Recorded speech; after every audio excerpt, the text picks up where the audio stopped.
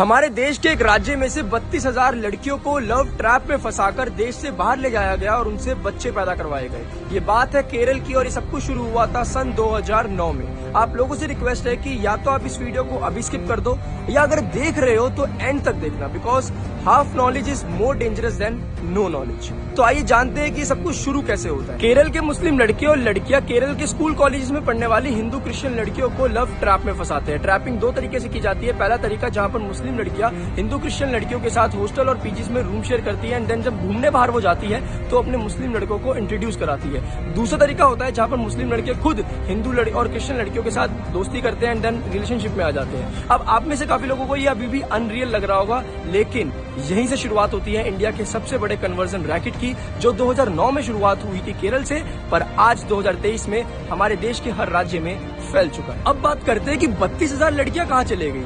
तो मुस्लिम लड़कियां जो होती है वो हिंदू और क्रिश्चियन लड़कियों को मैनिपुलेट करती है ये कहकर कि अगर आप हिजाब पहन लोगे तो आपके साथ कभी भी छेड़खानी और रेप नहीं होगा। क्योंकि देखो, आपके तो जो भगवान है वो खुद अपनी देवियों को नहीं बचा पाए, जैसे भगवान शिव सती को नहीं बचा पाए और भगवान राम सीता को अपहरण से नहीं बचा पाए। इसी वजह से आप लोगों के साथ रेप होता है, आप लोगों के साथ मोलेस्टेशन होता है। हमें देखो, हम अल्लाह को पूछते हैं, तो कभी भी आपने देखा है कि हमारे साथ कुछ गलत हो, कभी हिजाबी वुमेन के साथ या बुर्का पहनने वाली महिला के साथ कभी कुछ गलत हुआ? नहीं। तो यू शुड वियर हिजाब एंड बुर्का। ऐसे करके जो होती है मुस्लिम लड़कियां मैनिपुलेट करती है हिंदू क्रिश्चियन लड़कियों को, और जो मुस्लिम लड़के होते हैं वो हिंदू लड़की और क्रिश्चियन लड़कियों के साथ रिलेशनशिप में आते हैं, सेक्स करते हैं बिना प्रोटेक्शन के साथ और बच्चा पैदा करते हैं।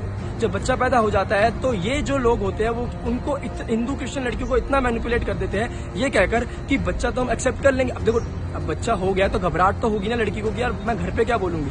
तो इसी डर का फायदा उठाकर ये लोग जो है वो उन लड़कियों को ये बोलते हैं कि बच्चा हम एक्सेप्ट कर लेंगे, लेकिन हमारे इस्लाम में शादी से पहले कुछ नहीं होता, तो आपको पहले शादी करनी पड़ेगी। अच्छा, शादी करने के लिए आपको इस्लाम में कन्वर्ट होना पड़ेगा।